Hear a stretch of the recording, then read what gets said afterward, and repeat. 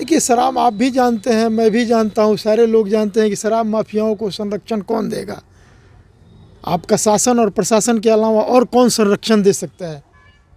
मसरख थाना है और इसके जस्ट बगल में देखिए, 15 से 20 लोगों की मौत हो गई है, सर। मैं उस पे सर मेरा ये छोटा सा क्वेश्चन रहेगा, मसरख थाना है और इसके जस्ट बगल में आजू बाजू में 15 से 20 लोगों की जहरीली शराब पीने से मौत हो गई है। सर ऐसे में मसरख थाना के अधिकारियों को लेकर के बिहार सरकार के द्वारा कोई कदम उठाया गया है कि नहीं अभी तक?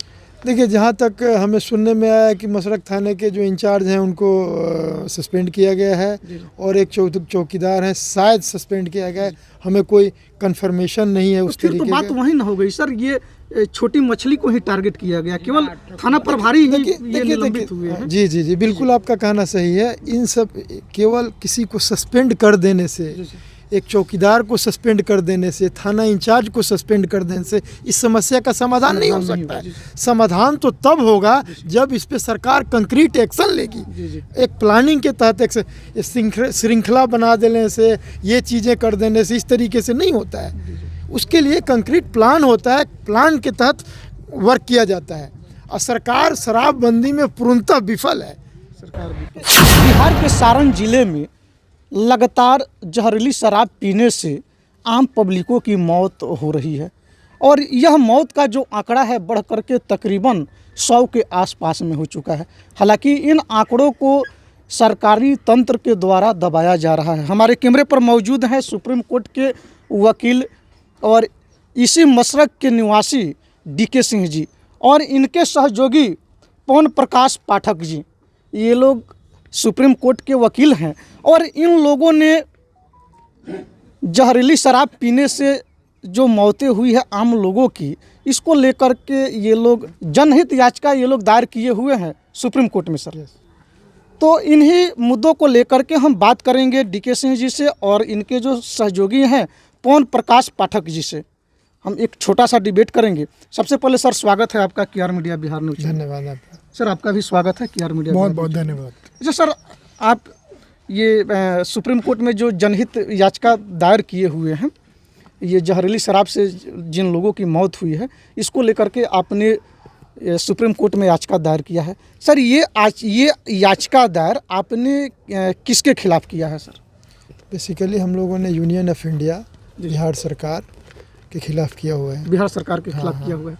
सर बिहार सरकार के खिलाफ आप लोग ये याचिका दायर किए हुए हैं और अभी ये सरकार बता रही है कि जहरीली शराब पीने से तकरीबन 59 से 60 लोगों की मौत हुई है। हालांकि स्थानीय लोगों के द्वारा बताया जा रहा है कि यह आंकड़ा 100 भी पार कर चुका है। आप लगातार आम पब्लिकों से मिल रहे हैं और जिनके फैमिली के लोग मरे हुए हैं उन फैमिली से भी आप मिल रहे हैं, उन परिवार वालों से भी मिल रहे हैं।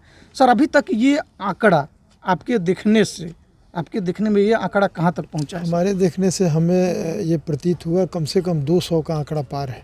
कम से कम 200 का आंकड़ा पार। इसमें कुछ अभी स्थानीय लोगों ने हमें बताया कि कुछ लोग बारात में झारखंड से आए हुए थे, जिसमें कि रांची से, हाँ वही झारखंड रांची से आए हुए थे। उसमें जो है 25 से 30 लोग ऐसे थे जो कि उन्होंने जहरीली शराब पी और वहाँ झारखंड में जाके उनकी मौतें हुई, जिसके कि कहीं कोई आंकड़ा न इसमें है और न सरकार, हमें ऐसा लगता है कि न सरकार मिलने देगी उस आंकड़े को। 2016 में मुख्यमंत्री के द्वारा ये शराबबंदी कानून को लाया गया था और ये शराबबंदी कानून जो है, जो ये पॉलिसी बनाई गई थी सरकार के द्वारा, ये पॉलिसियाँ विफल साबित हो रही है।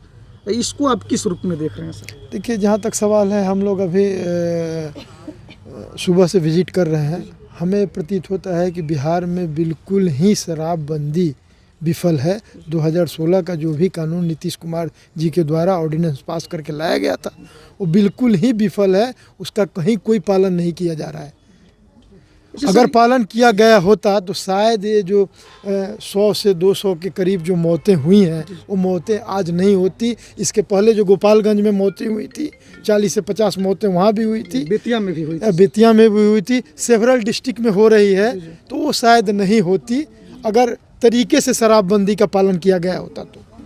और सर ये आप आम लोगों से जो मिल रहे हैं, मृतक के परिवार वालों से जो आप मिल रहे हैं, मृतक के परिवार वाले क्या बता रहे हैं? ये शराब आम पब्लिकों तक किस माध्यम से पहुंच रहा है सर? देखिए, जहाँ तक सवाल है आम पब्लिक का, हम मृतक के लोगों से मिल रहे हैं। उसका कारण यह है कि पहले तो मैं उन लोगों को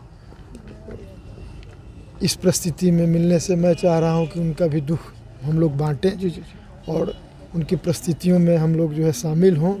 और हम लोग कोई राजनीति करने के लिए नहीं आए हैं। हम लोगों का उद्देश्य है कि हम लोग अपने घर परिवार के लोगों को देखें कि किस स्थिति में वो हैं, उनकी परिस्थितियाँ क्या हैं, उन्हें दवाई मुहैया कराया जा रहा है कि नहीं कराया जा रहा है, उन्हें प्रशासन के द्वारा कोई चीज़ें उपलब्ध कराई जा रही है कि नहीं जा रहा है, अस्पताल में क्या फैसिलिटी दी जा रही है, सदर अस्पताल में क्या फैसिलिटी दिया जा रहा है, छपड़ा रेफ़र किया जा रहा है, वहाँ उनका ट्रीटमेंट सही से हो रहा है कि नहीं हो रहा है।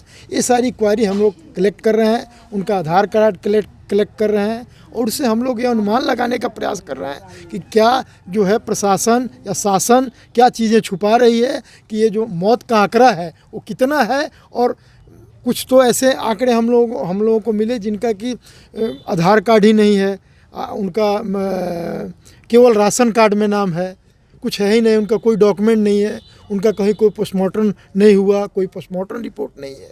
इन शराब माफियाओं को सर ये संरक्षण कौन दे रहा है? देखिए, शराब आप भी जानते हैं, मैं भी जानता हूँ, सारे लोग जानते हैं कि शराब माफियाओं को संरक्षण कौन देगा। आपका शासन और प्रशासन के अलावा और कौन संरक्षण दे सकता है? मसरख थाना है और इसके जस्ट बगल में देखिए मैं उस पे सर मेरा ये छोटा सा क्वेश्चन रहेगा। मसरख थाना है और इसके जस्ट बगल में आजू बाजू में 15 से 20 लोगों की जहरीली शराब पीने से मौत हो गई है। सर ऐसे में मसरख थाना के अधिकारियों को लेकर के बिहार सरकार के द्वारा कोई कदम उठाया गया है कि नहीं अभी तक? देखिए, जहाँ तक हमें सुनने में आया कि मसरख थाने के जो इंचार्ज हैं उनको सस्पेंड किया गया है और एक चौकीदार हैं शायद सस्पेंड किया गया है।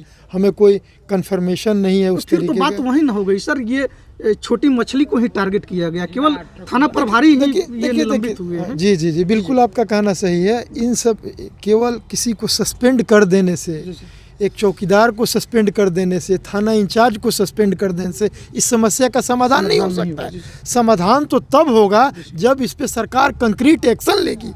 एक प्लानिंग के तहत एक श्रृंखला बना देने से, ये चीज़ें कर देने से इस तरीके से नहीं होता है। उसके लिए कंक्रीट प्लान होता है, प्लान के तहत वर्क किया जाता है। और सरकार शराबबंदी में पूर्णतः विफल है। सरकार विफल है। अगर विफल नहीं होता तो शायद इस तरीके की घटना नहीं होती। हमारे भाई जो है इस तरीके से नहीं मरते जिस तरीके से आज हमारी जनता, हमारे भाई, हमारे परिवार के लोग मरमाहत हैं, इस तरीके का नहीं होता।